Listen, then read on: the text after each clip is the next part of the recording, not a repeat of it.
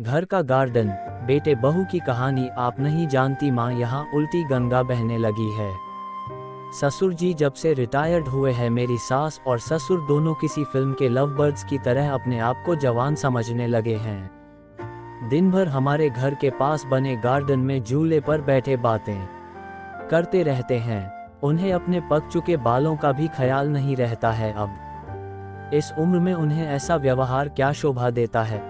कविता अपने ससुराल के समाचार अपनी माँ को बता रही थी। तभी सास अलका उदास मन से रसोई घर में जाती है, क्योंकि बहू की वो कड़वी बातें उन्होंने सुन ली थी। उसकी सभी बातों को नज़रअंदाज कर सास मसाले वाली चाय बना के पहले एक कप बहू को उसके कमरे में देकर दूसरा कप अपने पति सोमनाथ के लिए लेकर जाती हैं। बहू ये देखती हैं और अपना मुंह टेढ़ा करती हैं। सास ने फिर से एक बार उसकी तरफ दुर्लक्ष्य किया, क्योंकि ससुर के निवृत्त होने के बाद यह उनका रोज का ही नित्य क्रम बन गया था। वह अब किसी की भी परवाह किए बिना रोज अपने मर्जी के मुताबिक नए नए कपड़े पहनकर गार्डन में अपने पति के साथ बैठकर अपना ज्यादातर समय बिताती थी। उन्होंने अपनी पूरी जिंदगी अपने बच्चों के लिए काम करते बिता दी थी, इसलिए अब बची कूची जिंदगी वह दोनों एक साथ समय बिताकर जीना चाहते थे। आनंद निवास बंगले जैसा 2 मंजिलों का घर पति पत्नी का ये सपना था और उन्होंने बड़ी मेहनत से इसे पूरा भी किया था। अलका जी ने घर के सामने बड़े प्यार से उस गार्डन को बनाया था और वहां पर कई फूलों के पौधे और वेलें उगाई थी। उनके उगाए चंपा, जसवंती, मोगरा, गुलाब, ऐसे दर्जनों फूलों की खुशबू से उनका गार्डन हमेशा महकता रहता था। अलग अलग ऋतुओं में अलका जी अलग अलग सब्जियां भी अपने उस गार्डन उगाया करती। रसोई के लिए धनिया, पुदीना और मेथी उन्हें कभी बाहर से खरीदी नहीं पड़ती थी। इतने सालों तक काम की भाग दौड़ में सोमनाथ जी कभी भी इस जगह का आनंद ले नहीं पाए थे, लेकिन अब उनका पूरा खाली समय इसी जगह पर बीतता था। दरअसल एक और छोटा सा घर वहां बना सके, इसलिए उन्होंने वह जगह खरीदी थी, लेकिन अब वह संभव नहीं था।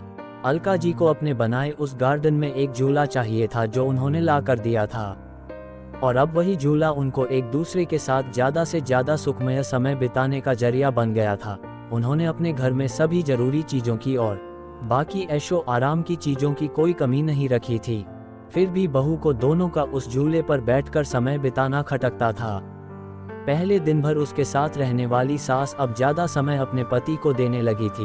अपने सास ससुर को टोंट मारने का एक भी मौका कविता नहीं छोड़ती थी। वह हमेशा अपना दिमाग उनको उस जगह से हटाने के लिए लगाती और एक बार उसने ऐसा करने के लिए एक षड्यंत्र भी रचा। अजय, तुम्हें नहीं लगता हमें एक बड़ी कार लेनी चाहिए? कविता ने अपने पति से कहा। आइडिया तो अच्छा है, लेकिन कार रखने के लिए जगह कहाँ है हमारे पास? एक ही छोटा सा गराज है जहाँ सिर्फ एक कार के लिए जगह है। अजय ने चिंता वाले स्वर में कहा। कौन कहता है जगह नहीं है? वह गार्डन है ना जहाँ आजकल 2 लव बर्ड्स अपना डेरा जमाए बैठते हैं। कविता ने पति की तरफ तिरछी नजर करते हुए कहा। आजकल तुम कुछ ज्यादा नहीं बोलने लगी हो? अजय ने अपनी पत्नी को फटकार लगाते हुए कहा, लेकिन सच तो ये था कि उसने भी इस बारे में अपने पिता से बात करने का मन बना लिया था। अगले दिन अजय पिता के पास गया और उनसे बोला, पिताजी, मेरा और आपकी बहू का मन है कि एक बड़ी कार ली जाए। पर बेटा, हमारे पास पहले से एक गाड़ी है ना, दूसरी गाड़ी लेने के बाद हम उसे रखेंगे कहा। सोमनाथ जी ने कहा, पिताजी, इसी गार्डन में एक नया गराज बनाने की सोच रहा हूँ। कविता को इस गार्डन की कोई पड़ी नहीं है और माँ भी भला अब और कितने दिनों तक गार्डन का ख्याल रखेंगी। इसलिए अच्छा होगा कि सभी पेड़ पौधों को तोड़कर यहाँ गराज बना लिया जाए। अजय ने अपने विचार बताए। दूर खड़ी अलका जी का ये सुनकर जैसे दिल ही बैठ गया। सोमनाथ जी अपना गुस्सा दबाते हुए बोले, मुझे तुम्हारी माँ से पूछना पड़ेगा, मुझे थोड़ा वक्त दो। क्या पिताजी? इसमें क्या मम्मी से पूछना? आप दोनों तो किसी का विचार करते ही नहीं हैं। दिन भर झूले पर बैठे रहते हैं बिना 4 लोगों के बारे में सोचे। अब कविता घर में है, छोटे बच्चे भी है घर में और आने जाने वाले लोग भी तो आपको कैसे देखते हैं, आप किसी का विचार नहीं करते। अजय थोड़ा चिढ़ते हुए ही बोला। अंदर से कविता की बड़बड़ भी चालू ही थी। सोमनाथ कुछ नहीं बोल पाए। उस दिन बेटे और बहू ने बाहर से अच्छा खाना मंगवाया था, लेकिन अलका और सोमनाथ जी के गले से निवाला उतरे ना ऐसा हो गया था। उस पूरी रात दोनों ही जागते रहे थे, लेकिन सुबह सुबह कुछ विचार आने से सोमनाथ जी के चेहरे पर मुस्कान आ गई थी। सोमनाथ जी खुद रसोई घर में जाकर चाय बनाकर लाए थे, लेकिन अलका जी इतनी निराश थी कि वह आज बगीचे में किसी भी पेड़ पौधे को पानी तक डालने नहीं गई थी। पूरा दिन तो बड़ा ही नॉर्मल तरीके से गुजरा था, लेकिन शाम को अजय की आंखें फटी की फटी रह गई थी जब उसने घर के आगे घर भाड़े से देना है का बोर्ड पड़ा था। अजय ने सोमनाथ जी से कहा, पापा माना कि हमारा घर बड़ा है, लेकिन इसका यह मतलब थोड़ी है कि हम उसे भाड़े से दे दे। बेटा, अगले महीने मेरे साथ काम करने वाले शर्मा जी रिटायर हो रहे हैं और वही अब इस घर में भाड़े से रहेंगे। सोमनाथ जी ने कहा। लेकिन वह कहाँ रहेंगे? अजय ने अपनी शंका भरा सवाल पूछा। घर के उस हिस्से में जहां तुम रहते हो, सोमनाथ जी ने कड़क आवाज में कहा। और पापा, हम कहाँ रहेंगे? नर्म पड़ती आवाज में अजय ने पूछा। बेटा, मैं मानता हूं कि मैंने तुम्हें इस लायक तो बनाया है कि तुम अपने पैरों पर खुद खड़े हो सको, इसलिए तुम्हारे पास 1 महीना है। तुम अपने लिए नया फ्लैट ढूंढ लो या कंपनी के फ्लैट में रहने चले जाओ।